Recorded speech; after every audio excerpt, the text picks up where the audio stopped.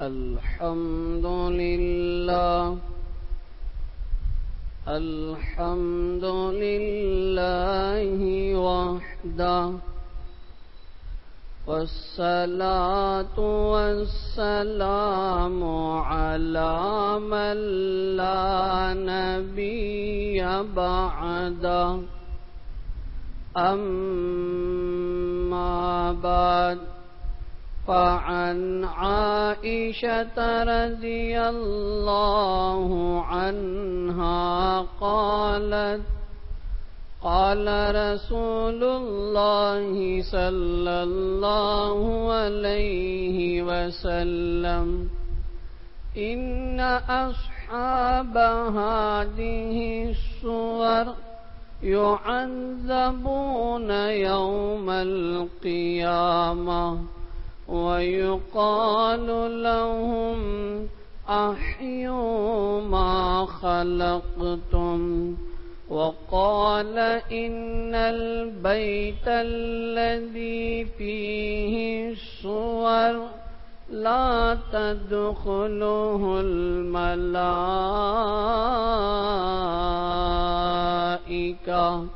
أو كما قال صلى الله عليه وسلم. بزرگان محترم، عزیزان گرامی، السلام علیکم ورحمۃ اللہ وبرکاتہ.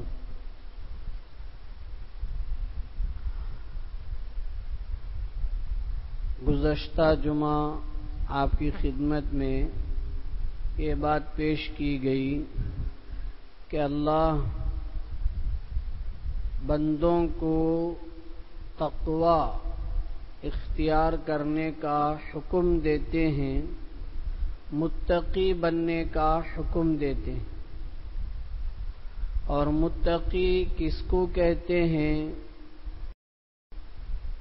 اللہ کے جتنے احکامات ہیں ان کو بجا لانا، اور اللہ نے جتنی چیزوں سے منع کیا ہے اتنی چیزوں سے اپنے آپ کو روک کے رکھنا.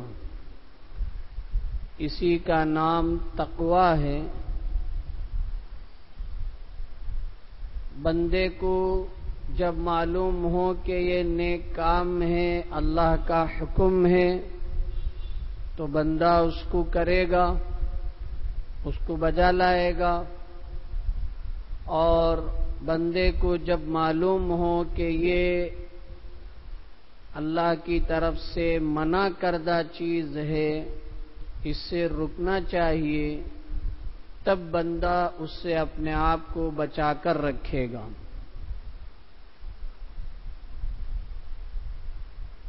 نیکیوں میں سب سے بڑی نیکی اللہ کو ایک ماننا. سب سے ادنا نیکی راستے سے تکلیف دینے والی چیز کو ہٹا دینا. گناہوں میں سب سے بڑا گناہ، ایسا گناہ جس کی کبھی معافی نہیں ہے، وہ ہے شرک.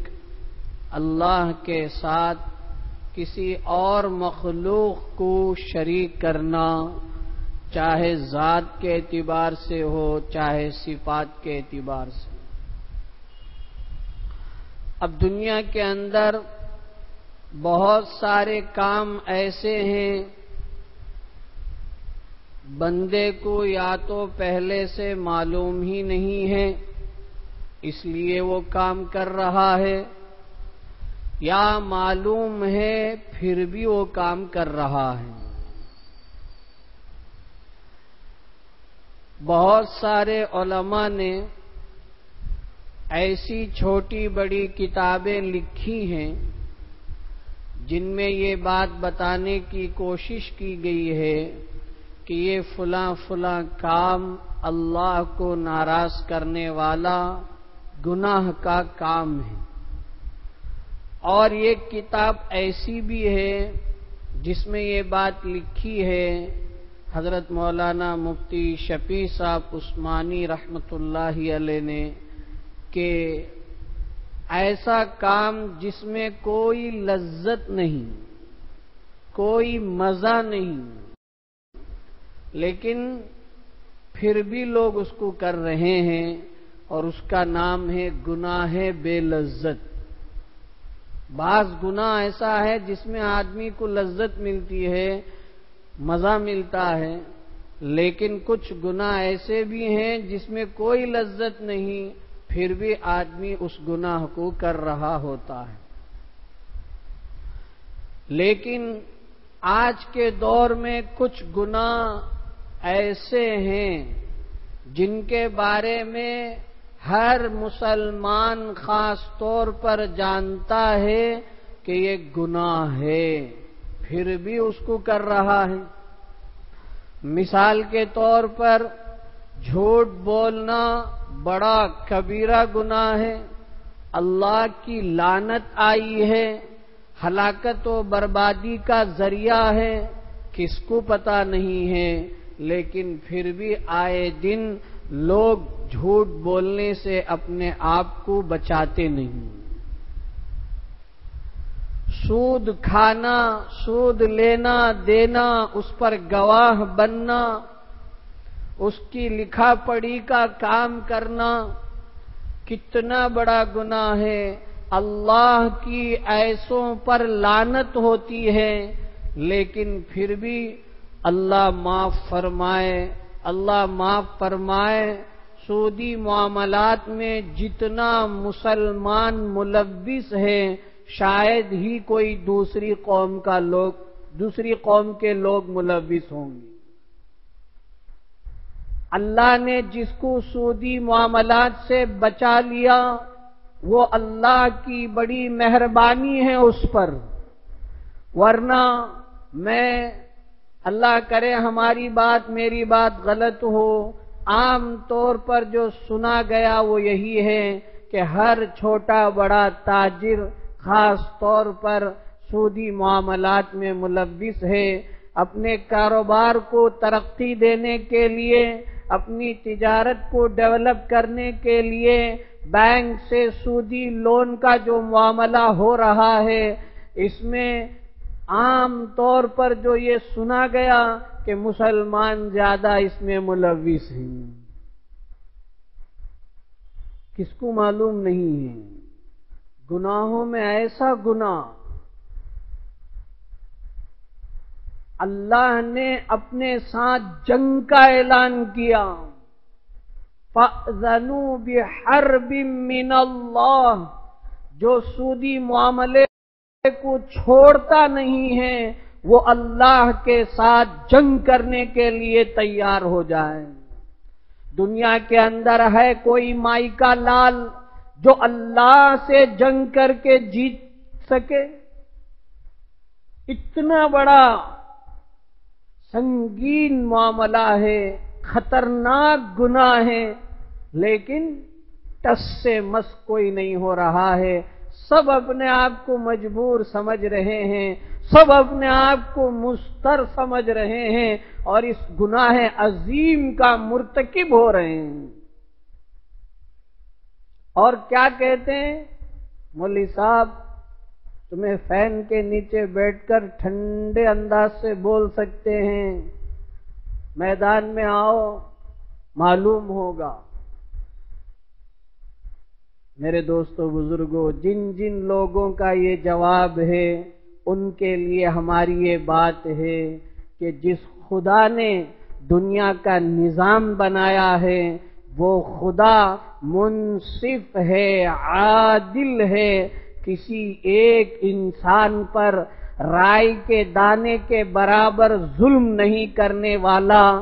اللہ نے قرآن مجید میں بارہا فرمایا، وَمَا رَبُّكَ بِظَلَّامٍ لِّلْعَبِيدِ وَمَا أَنَا بِظَلَّامٍ لِّلْعَبِيدِ، میں اپنے بندوں پر ذرا برابر ظلم نہیں کرتا ہوں۔ اور اللہ نے ایک سے زائد مقام پر فرمایا، لا يكلف الله نفسا الا وسعها، کہ اللہ کسی انسان کو اس کی طاقت سے بڑھ کر کوئی حکم نہیں دیتے۔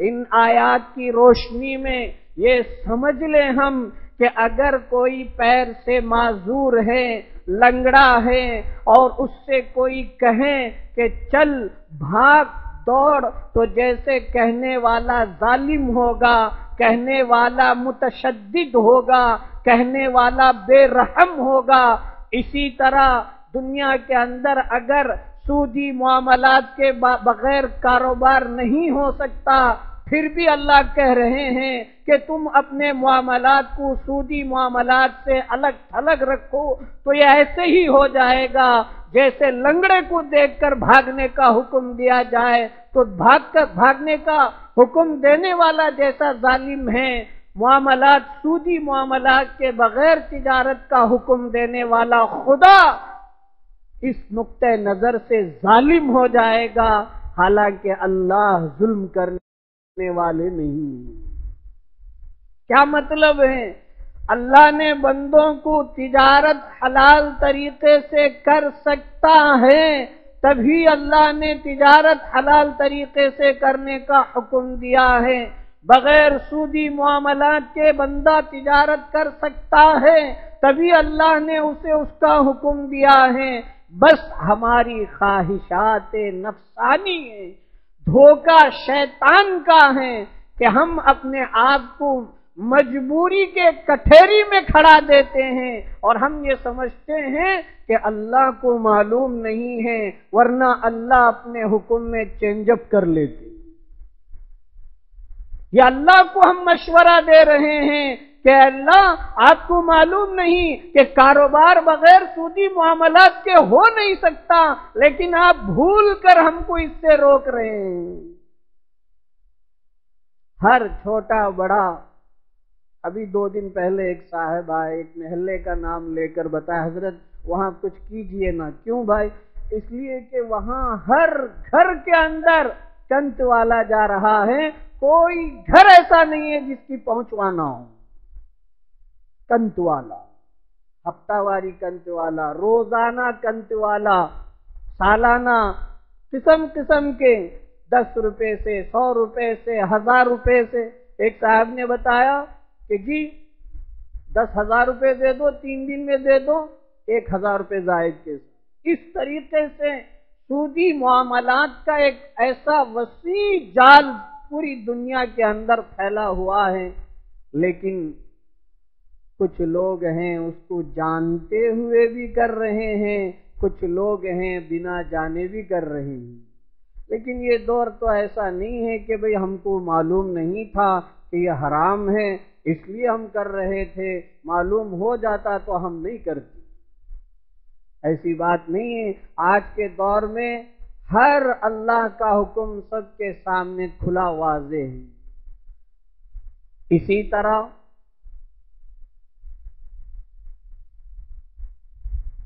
تصویر کشی، فوٹو گرافی، جی اتنا بڑا گناہ ہے، اتنا بڑا گناہ ہے، آج پوری دنیا اس کی طرف لپکے ہوئے ہے، دوڑتی ہے، اور کسی کو ذرا برابر اس کے گناہ ہونے کا خیال نہیں۔ ابھی ہم اللہ کی طرف سے حکم ہو جائے، فرشتہ آ جائے، ہمارے موبائل فون کا ایک سروے ہو جائے، سینکڑوں تصویریں، ویڈیو سب نکل جائیں، بولنے والا کوئی مستثنا نہیں ہے۔ میں سب سے پہلے اپنے لیے کہتا ہوں اور بعد میں دوسروں کو کہتا ہوں، سب کی حالت۔ اب میں نے گزشتہ جمعہ جو بخاری شریف کی اعلیٰ اور صحیح ترین روایت ہے اس کو خطبے میں پڑھا، اور آج کے جمعے میں بھی میں نے اسی روایت کا آخری حصہ خطبے میں پڑھا۔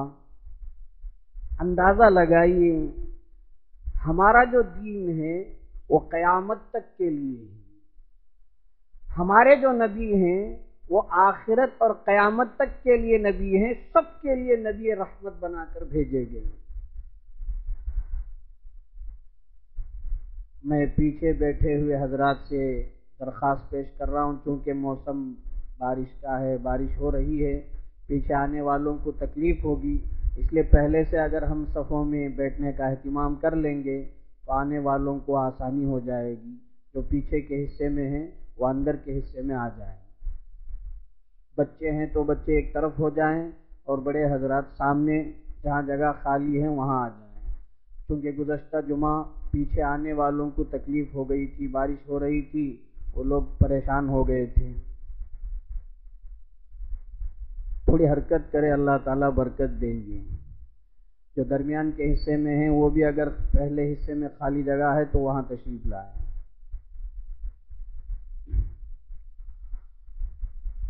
حضرت مائی جان عائشہ صدیقہ رضی اللہ عنہ، زوج محترمہ، پیغمبر علیہ الصلوۃ والسلام اپنے حجرے میں، ان کے کمرے میں داخل ہوئے، ابھی داخل ہونے والے تھے، پیر اندر رکھنے والے تھے، اپنا پیر باہر کر دیا، پیغمبر کا چہرہ بدل گیا، غصے کے آثار رونما ہو گئے۔ حضرت مائی جان عائشہ صدیقہ رضی اللہ عنہا نے حضور کے تیور کو پہچان لیا کہ حضور ناراض ہو گئے ہیں، تو انہوں نے فوراً کہا، یا رسول اللہ ماذا اذنبت، میں نے کون سا گناہ کر لیا ہے، میرے سے کیا غلطی ہو گئی ہے، آپ کا چہرہ کیوں بدل گیا ہے، آپ اپنا قدم باہر کیوں کر لیے ہیں؟ پیغمبر علیہ السلام نے فرمایا کہ یہ جو گھر کے اندر تکیہ ہے یہ کیا ہے؟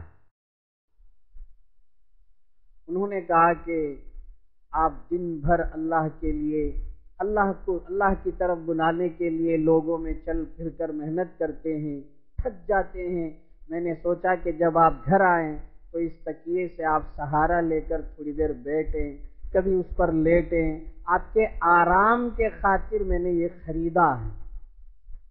پیغمبر نے پوچھا اس کے استر میں کیا ہے؟ جب انہوں نے دیکھا تو اس تکیے کا جو استر ہے، غلاف ہے، تو اس میں ایک پرندے کی تصویر ہے۔ وہ زمانہ ڈیجیٹل زمانہ نہیں تھا، وہ ہاتھ سے بننے والا زمانہ تھا، تو ہاتھ سے بنا ہوا ایک پرندے کی شکل اس میں۔ پیغمبر نے فرمایا یہ کیا ہے؟ انہوں نے کہا کہ مجھے نہیں معلوم۔ فرمایا کہ اس کو اٹھا کر باہر کرو تبھی میں اندر آؤں۔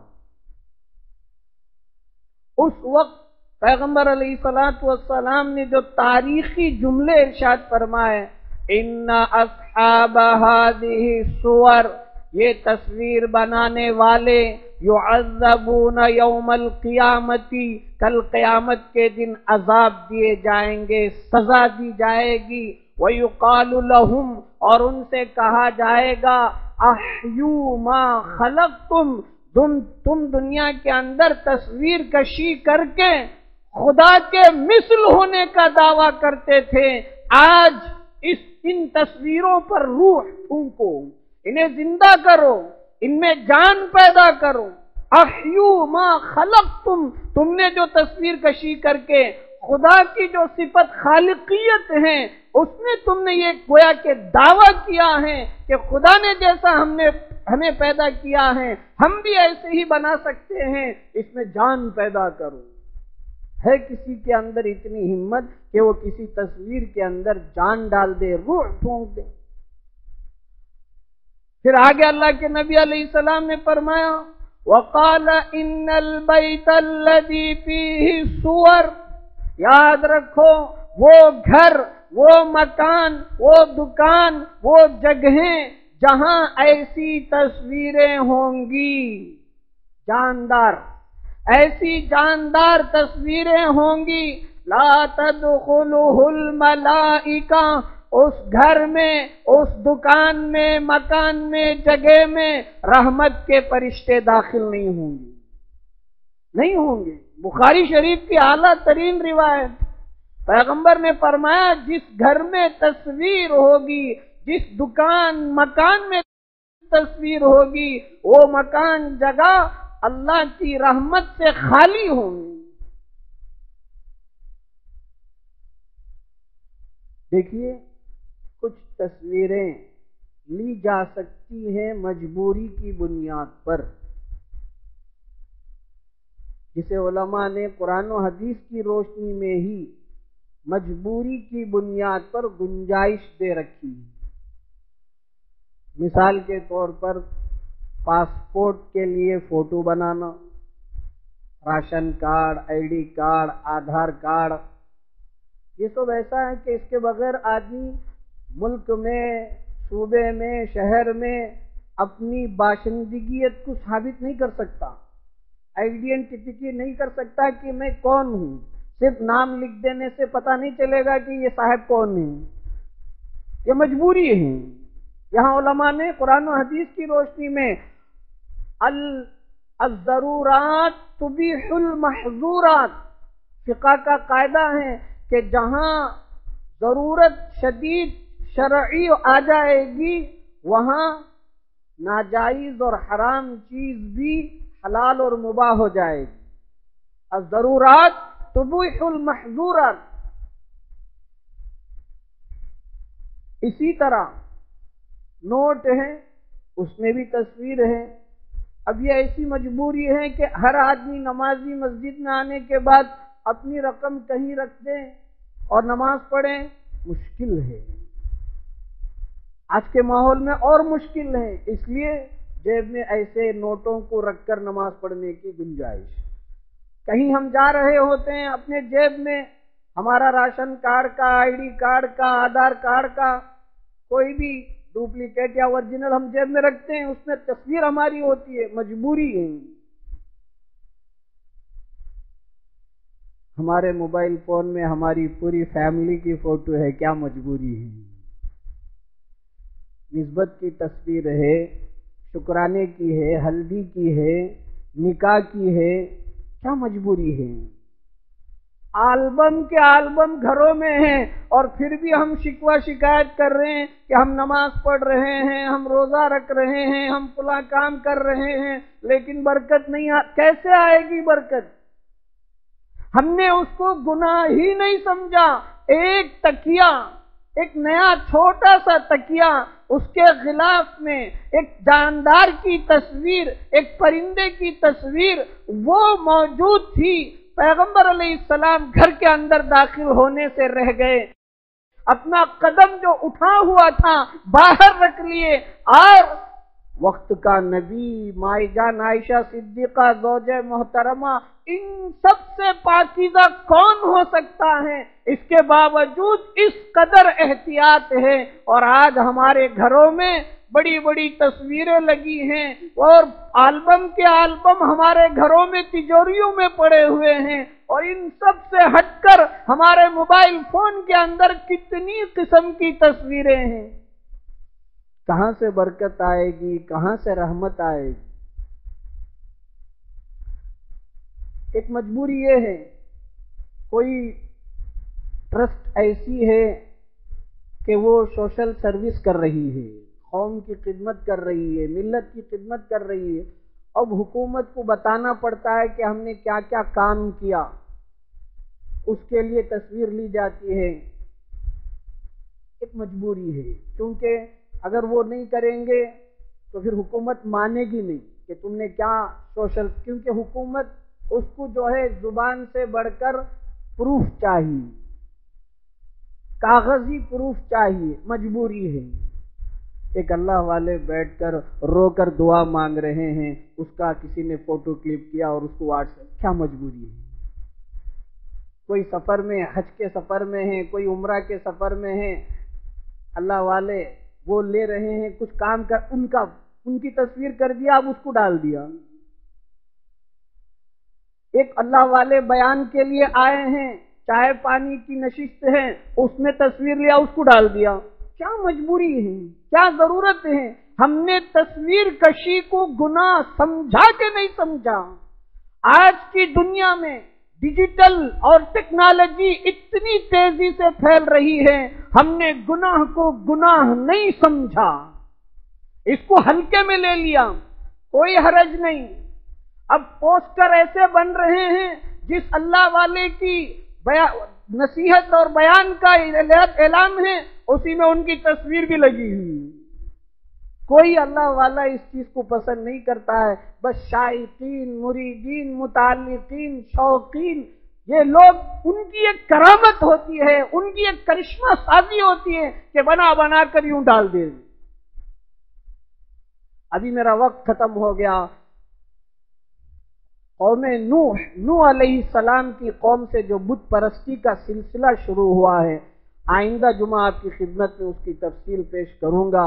ایک روایت حضرت عبداللہ ابن عباس رضی اللہ عنہ کی ہے، اللہ کے نبی علیہ السلام نے فرمایا، ان من اشد الناس یوم القیامت المصورون، قیامت کے دن لوگوں میں سب سے زیادہ سخت سزا جس کو دی جائے گی وہ تصویر کشی کرنے والوں کو دی جائے گی۔ فوٹو، ویڈیوگرافی، آج یہ عکس ہے یا عکس نہیں ہے، یہ آئینے کی طرح ہے یا آئینے کی طرح نہیں ہے۔ جیسے آدمی آئینے کے سامنے کھڑے ہو کر اپنا چہرہ دیکھتا ہے تو یہ جائز جیسا ہے، ایسا ہی فوٹو بھی آئینے کی طرح ہے، فلاں ہے، یہ فلاں ہے، یہ سب شعبدہ بازیاں ہیں۔ ان سے قطع نظر تصویر کی حرمت ہے، باقی ہیں، اس سے کوئی انکار نہیں کر سکتا ہے۔ میں نے جو حوالہ دیا ہے آئندہ جمعہ اس کی تفصیل آپ کی خدمت میں پیش کروں گا۔ اللہ تعالی ہم سب کو اس تصویر کشی کے گناہ کو گناہ سمجھنے کی توفیق دے، اور اس سے ہم کو، اپنے اہل و عیال کو، امت مسلمہ کو بچنے کی توفیق نصیب فرمائے۔ آمین۔ وآخر دعوانا الحمدللہ رب العالمین۔